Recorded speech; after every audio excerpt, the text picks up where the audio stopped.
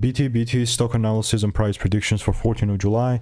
Is it a buy for Monday? I'm breaking all this down in this short, brief 1-minute video. I'm the only person in this space, mate, that has done 43,000 videos over 5 years and documented them all. I'm not just saying this just to say it, that like no one else has come even close and shown you what's working. And I'm here doing that.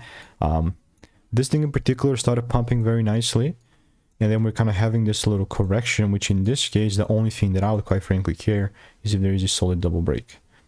Right? So if I do not see the price pumping up and, you know, the car is already going at 60 miles per hour, I'm just not going to jump in on this buy and bandwagon. I like to think of it as that way, you know, and I very much makes sense. Now, obviously, if it starts melting even lower, I'll keep you updated.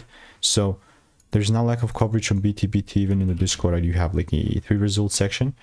Now, if you want to stay tuned with BTBT and want to learn, get my money making emails and insights for free, click the first link in the description. See you in the next one.